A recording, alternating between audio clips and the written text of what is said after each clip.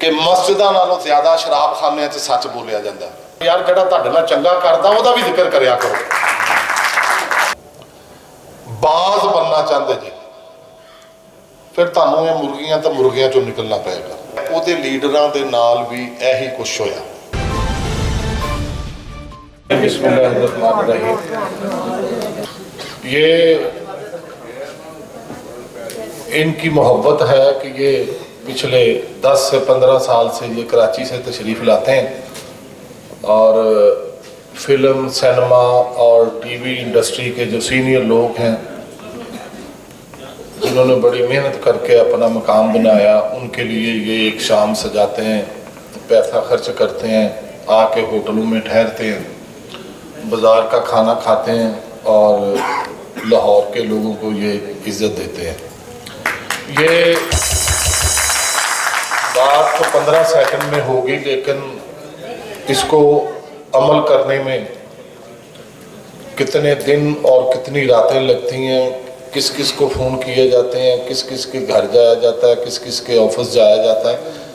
ये आज की बात मैं नहीं कर रहा अपनी, ये पिछले 10-15 साल से ये लाहौर के लोगों के साथ इनकी कुछ इस तरह की मोहब्बत है कि फ्लैक्सें लगाना, म्यूज़िक और सारे लोगों को इकट्ठा करना इसको छोड़ दिया कि कराची से लाहौर आके और किसी की पजीराई करना इसको एक पलड़े में डाल दिया जाए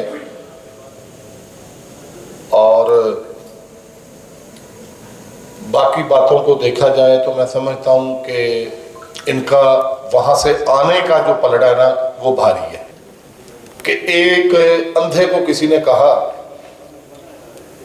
कि यार तू बड़ा बदकिस्मत है, तेरे नाल बड़ी ज़्यादती हुई, तेरे नाल बड़ा जुल्म होया, तेरे नाल बड़ी नाइंसाफी हुई है, देख किवें लाइटां बल रही ने, बड़े बड़े प्लाजे, बड़े बड़े पार्क, बड़ियां बड़ियां गड्डियां, औरतां किन्नियां खूबसूरत ने, बच्चे किन्ने खूबसूरत ने, होटल किन्ने खूबसूरत ने, कौसे कज़ा किन्नी खूबसूरत है, सूरज किन्ना खूबसूरत है, चंद किन्ना खूबसूरत है। यार अल्लाह ने बड़ी ज़्यादती की, तैनूं अखां नहीं दित्तियां, बड़ी ज़्यादती, तैनूं अखां नहीं दित्तियां। कोई इस तो वड्डी ज़्यादती भी हो सकती। उन्हें कहा हाँ मैं कौसे कज़ा नहीं देख सकता, मैं चंद नहीं देख सकता, मैं खूबसूरत औरतों नहीं देख सकता, खूबसूरत फूल पौधों नहीं देख सकता, गड्डियां नहीं देख सकता। इस तो भी एक वड्डी ज़्यादती है। वो जी ज़्यादती है मैं 40 साल च फील की है। किसी को समझ आ जाएगी, किसी को नहीं आएगी, जिन्होंने समझ आ जाए वो मेहरबानी, जिन्होंने नहीं आई उन्हें भी मेहरबानी। 1947 तो बदकिस्मती है कि वो ज़्यादती हो रही है। उन्हें कहा अच्छा तेन अल्लाह ने अखां नहीं दित्तियां, इस तो भी वड्डी कोई ज़्यादती है? उन्हें कहा हाँ है। उन्हें कहा वो की? उन्हें कहा जिन्होंने अल्लाह ने अखां दित्तियां उन्होंने नज़र कुछ नहीं आ रहा।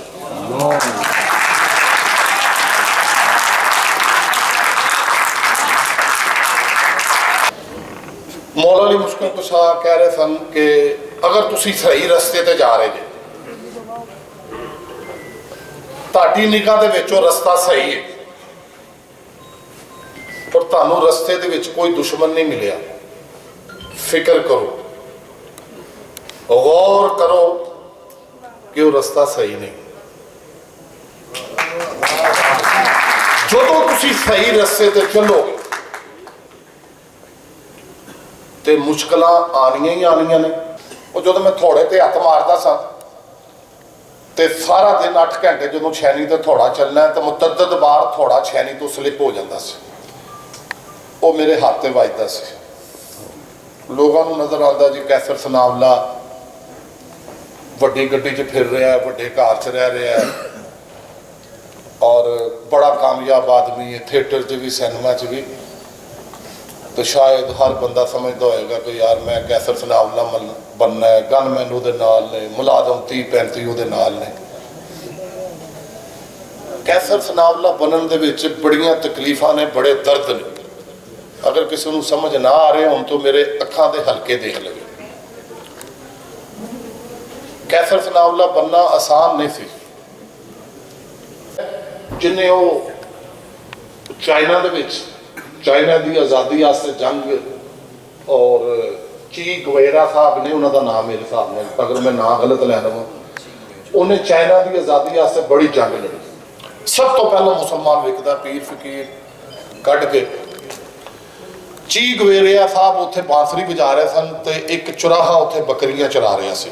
हुण वो पूरे मुल्क नूं आज़ाद कराने आज़ादी की जंग लड़ रहा सी। उन्हें चुप करके ना अमरीकी फौज नूं दस दिता। उन्हें कहा ची गुवेरिया जिहड़ा सानूं आज़ाद कराना चाहता ना जिन्हों तुसीं लभ रहे जे वो फलाने जंगल दे विच जिहड़ा ना उत्थे है गोरे है। उन्होंने फड़ के ची गुवेरे नूं फड़ के टंग दिता। किसी ने उस बकरियां चराने वाले नूं पुछया कि यार तू की कीता? वो तो साडे मुल्क की एडी वड्डी जंग लड़ रहा सी। उन्हें कहा यार वो जो बांसुरी बजाता सी ना तो मेरियां बकरियां डर जांदियां सन। एक चाइना रोल मॉडल जिहड़ा दुनिया ते तरक्की कर रहा उहदे लीडरां दे नाल भी यही कुछ होया। मेरा ईमान है कि अगर तुसी आसमान ते परवाज़ करनी तुसी आसमान ते उड़ना चाहते जे बाज बनना चाहते जे फिर तुहानूं ये मुर्गियां तो मुर्गियां चों निकलना पएगा। मुर्गियां और मुर्गियां दे नाल रह के तुसी आसमान ते नहीं उड़ सकते। और जदों तुसी आसमान ते उडोगे तुहाडी मुखालफत भी होएगी, साजिशां भी होणगियां, तुहाडा कारोबार बंद भी किया जाएगा। वजह है ना कि मुसलमान शुरू तो गद्दार है।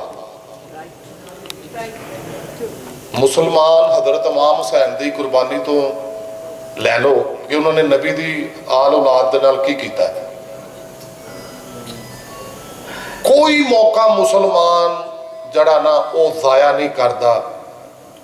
थाणियां दा हाल देख लो, हस्पतालों का हाल देख लो, किसी सरकारी इदारे च चले जाओ, किसी माड़े आदमी की सुनवाई कोई नहीं। साथ ना छड्डना इस मुल्क की बर्बादी है कि असी दलियां ते कंजरियां नाल भी उही सलूक करने तो जड़ा बंदा सुबह साढ़े 5 बजे फोन उठ के थाने चले जाता ना तो साढ़े लिए वो डॉक्टर का भी इंतजाम करता असी उसे निगाह नाल देख ले।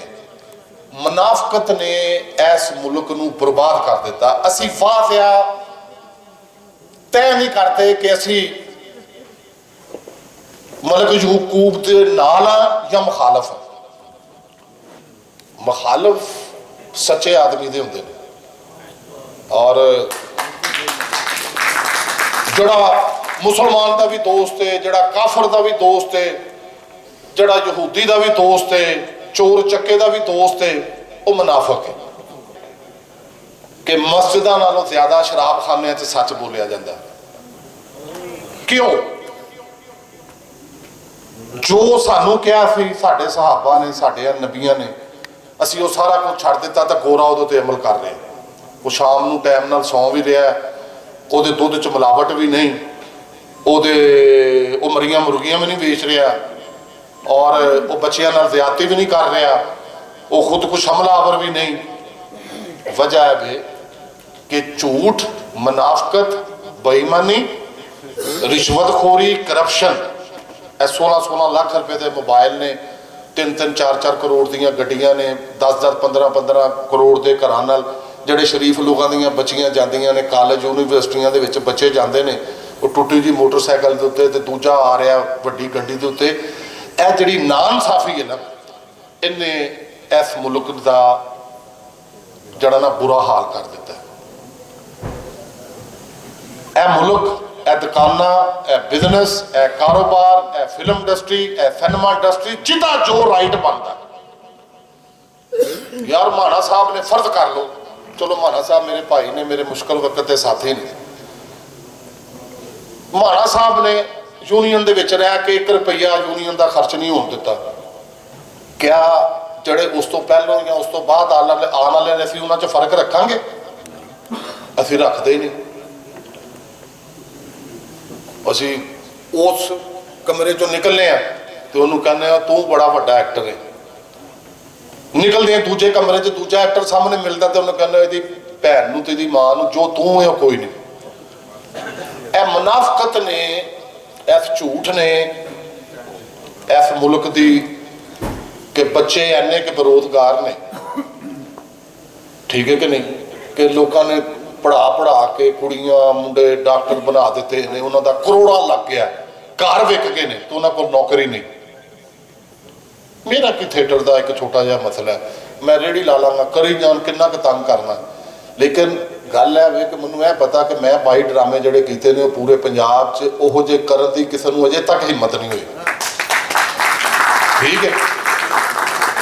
ਤੇ ਕੋਈ ਗੱਲ ਨਹੀਂ, ਇਹ आखिर मैं समझना वहाँ कि जुल्म जब हद से बढ़ता है तो मिट जाता है। एक वक्त आएगा कि सानू अपनी सिमत ठीक करनी पएगी और सानू सारे मामलात नू ठीक करना पएगा। सानू जाली दुध वेचण वाले नू कहना पैना कि तू जाली दुध वेच रहा है, जड़ा घट तोल रहा है उन्होंने कहना पैना कि तू घट तोल रहा है, जड़ा 5 वक्त का नमाजी है उसकी इज्जत करनी पैनी है, स्कूल मास्टर की इज्जत करनी पैनी है। फिर ही है जाके बच्चों को भी पता लगेगा कि यार असी किहदी इज्जत करनी है तो किहदी इज्जत नहीं करनी। अच्छे नू और बुरे नू बराबर ना करो। माना साहब की मुहब्बत, सूती भट्ट साहब की मुहब्बत, आसमा लता साहबा की मुहब्बत, औरंगजेब लगारी साहब ने बारी स्टूडियो मेरे वालों जो फिक्रे के उन्होंने मुहब्बत मेरे ते कर दे, उन्होंने मुहब्बत खाली बुराई का जिक्र नहीं करना चाहिए। उन्हें ऐ करता, उन्हें ऐ करता, यार जड़ा तुहाडे नाल चंगा करदा ओहदा भी जिक्र करिया करो। और आखिरी गल है कि मलिक यकूब नूर साहब, SM शाकर साहब, उमर खताब साहब, मेरे वर्गा बंदा शेखपुरे भी नहीं जा सकता, मैं सफ़र नहीं कर सकता, कराचियों आके प्रोग्राम करना एक छोटी जी गल नहीं। माना साहब कहना बड़ा आसान है।